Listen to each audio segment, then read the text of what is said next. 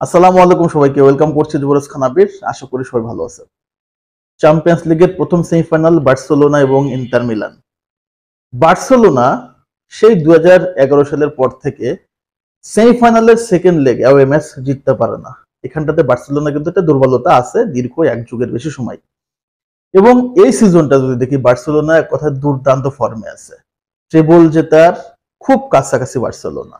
But যদি আজকের ম্যাচটা জিততে না পারে বা কোনো কারণে এই ম্যাচ থেকে ছিটকে যায় বার্সেলোনা, তাহলে ট্রেবল যাবে, পাশাপাশি এই যে লং একটা সিজন সুন্দরভাবে খেললো, চ্যাম্পিয়ন্স লিগে দারুণ ছন্দে ছিল, সবকিছু কিন্তু ভেস্তে যাবে। ইন্টারের মাঠে যে সান সিরোতে জিতে আসাটা খুব একটা সহজ ব্যাপার না, এবং সেই জিনিসটা বার্সেলোনা ভালো করে জানে।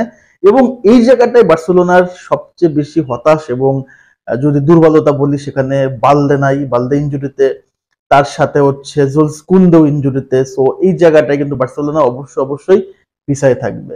ইন্টার মিলানের এগনেস্টে বার্সেলোনা প্রথম লেগ ঘরের মাঠে 3-3 গোলে ড্র করছে। ঘরের মাঠে একটা জয় বার্সেলোনাকে অনেক বেশি স্বস্তি দিতে পারতো, হোক সেটা এক গোলের আসলে লিড, বাট সেটা হয় নাই যেহেতু ডুরা। সো ইন্টার মিলানের অ্যাওয়ে ম্যাচটা বার্সেলোনার জন্য খুবই চ্যালেঞ্জিং এবং বেশ মুশকিল। ইন্টার মিলানের এই দলটা যখনই বার্সেলোনাকে আসলে প্রেশার রাইজ করবে, যখনই আসলে বল নিয়ে ফাইনাল থার্ডে চলে যাবে, তখনই বার্সেলোনার মূল চ্যালেঞ্জটা শুরু হবে। কারণ বার্সেলোনার ডিফেন্স লাইন আপটা যথেষ্ট দুর্বল। আমরা যদি বার্সেলোনার ডিফেন্স লাইন আপটা দেখি, বালদে যেহেতু নাই, কুন্দে নাই, তাহলে লেফট ব্যাকে হয়তো বা জেরার্ড মার্টিন থাকতে পারে, এবং তার সাথে হচ্ছে আপনার যেহেতু আরও থাকবে না, কারণ এরিয়াল বলে আরও খুবই বাজে, সেখানে পাউ কুবার্সি এবং ইনিগো মার্টিনেজ থাকতে পারে। এবং আপনার হচ্ছে মিডফিল্ডে পেড্রি, অবশ্যই ফ্রাঙ্কি ডিয়ংরা থাকবে। কিন্তু মিডফিল্ড বার্সেলোনা যতই শক্তিশালী হোক না কেন, ডিফেন্স ততটাই দুর্বল। কারণ আমরা প্রথম লেগে দেখছি ইন্টার মিলান যখনই আক্রমণে গেছে, তখনই বার্সেলোনার ডিফেন্স এলোমেলো করে ফেলছে এবং ততবারই ভুল করছে এবং গোল হজম করছে। এবং বার্সেলোনা এই সিজনে সবচেয়ে বেশি দুর্বল হচ্ছে এরিয়ালে, এবং এরিয়ালে এই সিজনটাতে ইন্টার মিলান আর্সেনালকেও কিন্তু ছাড়াই গেছে। তো আপনারা বুঝতেছেন যে ইন্টার মিলান যখনই আক্রমণে যাবে, বার্সেলোনার জন্য খুব চ্যালেঞ্জ হবে। তবে বার্সেলোনার এই ম্যাচ থেকে যদি আসলে বার্সেলোনার এই ম্যাচটা বের করে নিয়ে আসতে হয়, অবশ্যই সেখানটাতে সবচেয়ে সামনে থেকে রোল প্লে করবে রাফিনা এবং রবার্ট লেভানডস্কি, তার সাথে লামিন ইয়ামাল।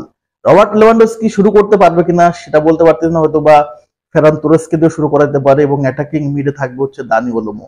এই দলটা আমার কাছে খুব একটা ব্যালেন্স মনে হচ্ছে না, কারণ জোলস কুন্ডে এবং যদি সাথে বালদে থাকতো, আমার কাছে মনে হয় যে রাফিনা এবং এই জায়গাটায় লামিন ইয়ামাল অনেক বেশি সুযোগ পেত এবং গোল ক্রিয়েট করার জন্য বেশি বেশি সাপোর্ট পেত। কারণ লেফট উইং ব্যাকে আপনার হচ্ছে যে সার্ভিসটা আসলে বালদে দেয়, সেটা ডেফিনেটলি অসাধারণ, এবং জেরার্ড মার্টিন ততটাই বাজে। ইন্টার মিলানের দিকে যদি তাকাই, ইন্টার মিলানের আক্রমণটা খুবই দুর্দান্ত, তবে এই সিজনটা তারা যেভাবে শুরু করছিল মাঝখানে এলোমেলো করে ফেলছে। তাদেরও সামনে আপনার ট্রেবল জেতার সম্ভাবনা আছে, তবে রিসেন্টলি তাদের পারফরমেন্সটা খুব একটা আসলে নজর কাড়ার মতো না। তবে চ্যাম্পিয়ন্স লিগে ইন্টার মিলানের কাছে কিন্তু ভালো পারফরমেন্স আমরা দেখতে পাচ্ছি টোটাল সিজন জুড়ে, এবং সবচেয়ে গোল কম হজম করছে কিন্তু এই ইন্টার মিলান। ইন্টার মিলানের গোলকিপার থাকবে ইয়ান সোমার, ডিফেন্স লাইন আপে ইয়ান বিসাকে থাকবে, তার সাথে থাকবে হচ্ছে বাস্তনি এবং হয়তোবা কার্লোস আগস্টো থাকতে পারে লেফট ব্যাকে।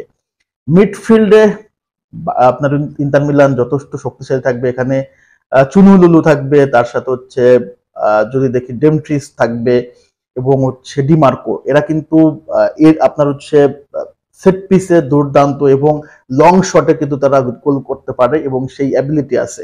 যদি বার্সেলোনা বিশেষ করে ডিফেন্স এবং মিডফিল্ডের কানেকশনটা ধরে রাখতে না পারে, ডিফেন্স যদি সামলাতে না পারে, তাহলে কিন্তু খুব বাজে একটা মানে ফলাফল বার্সেলোনা কিন্তু পেতে পারে।